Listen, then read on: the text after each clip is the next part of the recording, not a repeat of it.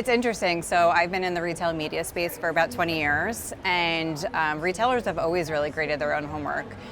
I don't necessarily think it's a challenge. It's something we all have to solve together. There are some concerns because there's not as much transparency that we need to actually understand what they're doing as far as methodology or measurement, things of that nature. And so it's more so just having the conversation to understand what their view is and how they're actually looking at measurement as a whole.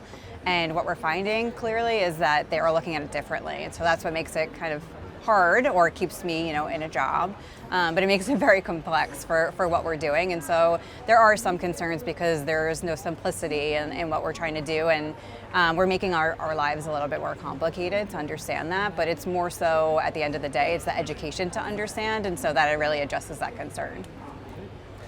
So with tariffs and economic uncertainty everywhere hanging over this year's retail media negotiations, what is your response to all this swirl of activity, some negative activity hanging over everything? Yeah, it's really interesting because we're always about understanding what the consumers are doing and understanding consumer behaviors and reacting to that. Yes, we have a proactive strategy and a stance on it, but we haven't really seen the consumers actually respond, which is interesting. We've seen a few networks actually take advantage of a tariff messaging and understanding if for some reason they are outsourcing from other countries and regions that might affect pricing. But for the most part, we haven't seen it yet. When we do see it though, I know that there are things in place, at least from our standpoint from an agency perspective, and then I've also heard a few networks knowing how they're actually going to activate against that.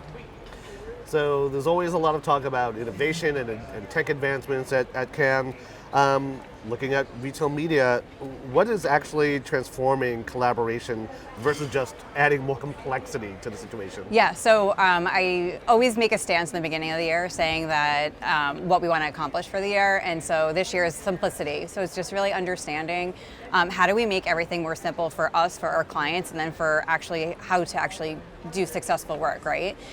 So one of the bigger pieces that we've been talking about is how we're always getting in our own way. And so commerce really exploded about 5 years ago. And so we've created challenges like being retail ready online, or we used to drop a pallet off of a store and sell product, and now we actually have to learn how to sell what product assortment online. And so we really feel like AI is going to help us with a lot of that. I come from a world where I was doing Excel spreadsheets for 20 years and really doing everything manually because retail media, quote unquote, wasn't really a thing, and now it is a thing. And so how does that actually get us over the line? So that innovation does come with AI and different types of AI, and so we're really looking forward to actually using AI as a potential solution for all of that.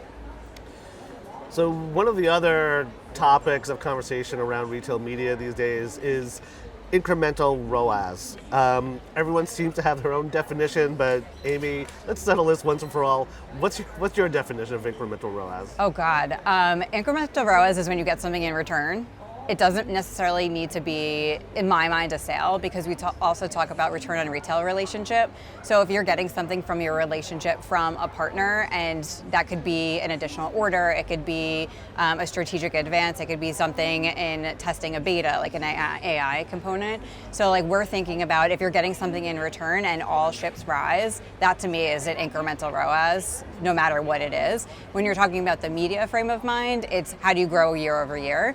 But as an industry, we've been pushing growth for so long that now we're almost at a stalemate, so we have to get really creative of what that is, and so that's why we look at all different facets of the return versus just ROAS. Well, just to drill down on that point a little bit more, that's such a great definition, but do you think there needs to be a specific standard, or do you think ultimately the industry will coalesce around that vision? Yeah, so it's interesting. So with incremental ROAS, there are standards. So I know like the IAB, and there's other, and I'm part of the IAB, so I could say that, so just letting you know. But the IAB has come out with definitions. I think the challenge that we have is that we don't have any activity, or we're not seeing any movement on it, that everyone is acknowledging and shaking their head, yes, there's a standard, but like what does that mean and how do we implement it? That's like the next best thing that we actually have to look at. Amie, when retailers demand my way or the highway, how do you push back effectively and inspire them to be a little bit more flexible? You're Are you a diplomat? Are you a general? Are you both? How do you approach it? I'm a little bit of both, but at the same token, my background is retail and media second, and so I understand the whole entirety of the retail ecosystem, and so the store has to actually perform and benefit, the category has to perform, and then also your client has to perform. So at the end of the day, you have to make sure that everyone wins, and so depending on the situation, it's how you either push back or you become more strategic and less transactional in kind of the environment that we're talking about.